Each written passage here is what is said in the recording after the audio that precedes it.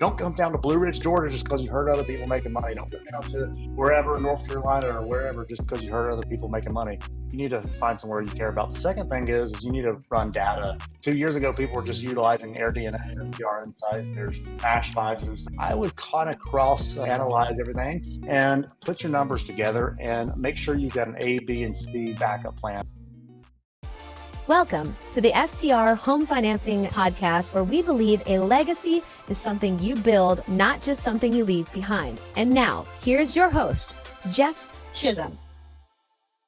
Hey, this is Jeff Chisum with the STR Home Financing Podcast and bringing you another installment of 3 things that you should know. And am very excited to bring on Brandon Thompson. A lot of people that I interview are newer to the real estate investing industry. Brandon goes against that. He's been doing it for a while. He's an old timer. He's got some experience in not just short-term rental, but development, flipping, and he'll share a little bit more about that. But welcome to the show, Brandon. Good to have you. Yeah, thank you, Jeff. Pleasure to be here. Good. Well, we'll jump into it. We're going to keep with our format of a micro podcast, hopefully about 10 minutes or less. So to start with, tell us a little bit about who you are, what makes you a human, what you've done in real estate investing, and then what you're doing, kind of plans for the future, what you have in the works, and go for it. Yeah. Brandon Thompson, live in the metropolitan Atlanta area here in Georgia. Like fine wine, jazz, and real estate. Been doing real estate for 20 years, as you said. I've been a realtor. I've been a loan officer. I have done development. Currently own 20 plus short-term rentals. We're managing properties. We do the brokerage thing, teach in the educational space as well. Been on different stages and spoke. Flip 2,000 homes. Anything you want to think of in real estate, I've done it, including commercial. So that's pretty much it. As far as the SDR space, what I'm doing now, I actually created a fund. I built up 20 properties, actually 21 properties of my own, and now we're doing partnership properties with different investors. But what we're doing is we have my Live Oak Capital Fund. You can go to theliveoakcapital.com. And we have a $5 million fund. We're not trying to get too much money, but we're actually out here working with people, borrowing their money, putting it into a fund, paying them 8 to 12% in cash on cash return investment for borrowing that money. So they lock it down like a CD. We use it, we develop and or purchase property and refinance, put it on portfolio, and just keep churning the money and send them monthly installments every single month on their money. So it's a way to get into real estate without having to do the real estate yourself, as well as being an expert. You just kind of trust somebody like me to do it. And that's what we got going on now. Yeah, that's awesome. Yeah, I'm a big believer in diversification, and some things need to be more passive than others. So yeah, that's a great opportunity. So today's question that I wanted to cover with you, just because you have so much experience, is 3 things that people really need to keep in mind when they're analyzing a short-term rental deal. Mm-hmm. Okay, yeah. So 3 things to analyze real estate in short-term rental space.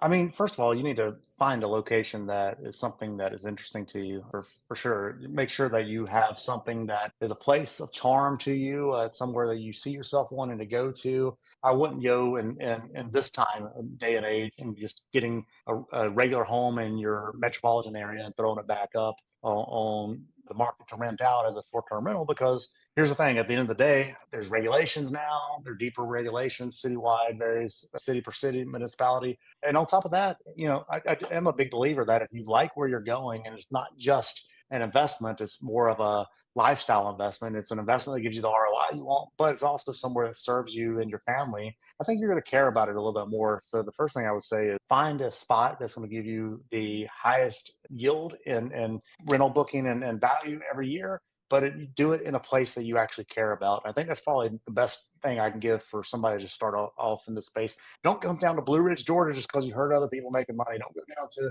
wherever in North Carolina or wherever just because you heard other people making money.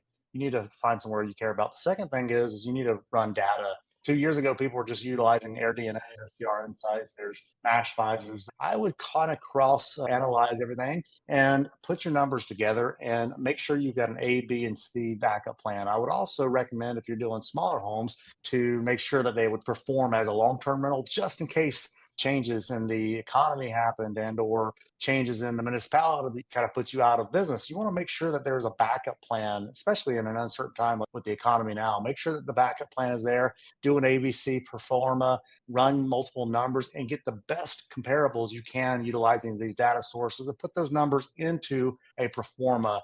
I think that's the best thing to do, just to make sure you do that. And then number three is run your stuff like a business. I mean, underwriting your deal is fine. You need to make sure that that the numbers make sense. And you need to make sure that you have accounted for everything. What I mean by running like a business, accounted for everything. Are you paying a manager, or are you going to be self-managing? Are you putting in and computing the right amount of money for cleanings in there? Have you talked to cleaners? Have you visited people? Have you put in your 3% Airbnb or online travel agency fee, your taxes, your municipality fees, your lodging fees for your state, things like that? And then put in the maintenance fee. Like, you need to break it all down and make sure that it's going to run itself. And then on top of that, you know the numbers, kind of like going back, blending number two and number three together, but you're blending the numbers together. And then you run it like a business. Like, I've made cuts this year. It's a little bit of a downturn in our earnings. So I had to lay off my manager who ran stuff for me for 2 years, my friend Chris, and we were having to bring in virtual assistants because we were hurting and we weren't making as much money. So now we've always running things like a business, and we are not emotionally tied to it. Now we're back on top and we're making things happen again. That's kind of what I would recommend is find somewhere you love, make sure it's somewhere that's higher profiting in an area you love, put the data out there and build a pro forma on it. And then number three, just to make sure that you run it like a business and watch every single number, month in, month out, line item by line item. And that's what's going to lead you to profitability. No, I love those. And I tell people all the time, yeah, pick a place that you love, because more than likely there's other people just like you. It's not going to be unique to you that you like that place.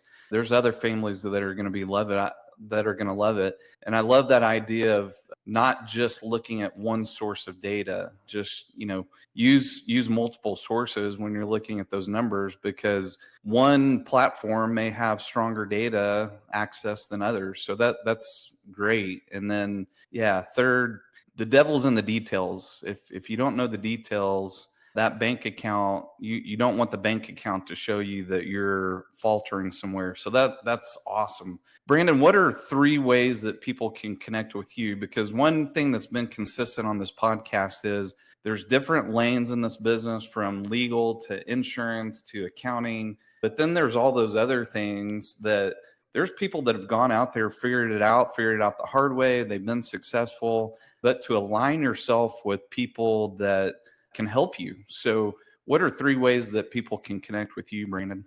Well, first of all, if you're an accredited investor and you don't want to do the heavy lifting of real estate, but you want to get paid a nice yield and potentially a double-digit yield on your money, and have all the tax benefits and passive income and et cetera, go to theliveoakcapital.com. Again, theliveoakcapital.com. Of course, you guys can find me at Brandon G. Thompson on Instagram. And I'm building up quite a following on Facebook. I think they've changed something as of the last couple of months. You can blend your personal profile with your business profile, and now people can follow you like they do on Instagram. So I'm actually utilizing Facebook more because I get a lot more connections and comments. So would not be a bad thing to follow me and see what we're doing here in Georgia and in the Southeast on my Facebook page. Just look for me, Brandon Thompson. And I'm in Blue Ridge or Atlanta, whatever the city says over there. I think it says Atlanta or something like that. So that's how you'll find me on Facebook. Oh, that's awesome. That's awesome. And I know you throw a lot of great information out there. And one thing that's consistent about the people that I come in contact with, they're consumers of information. And when we can gather enough of that, it puts us in a position to take action. And at the end of the day, you can consume as much as you want to, but you want to put yourself in that position to take measurable action, or you'll never achieve anything. So appreciate you being on the show, Brandon. Until next time. All right. Thank you. Jeff Chisum is a registered mortgage loan officer with CMG Home Loans, NMLS ID 1820. CMG Home Loans is an equal housing lender. All programs, products, and terms discussed on this show are subject to change without notice.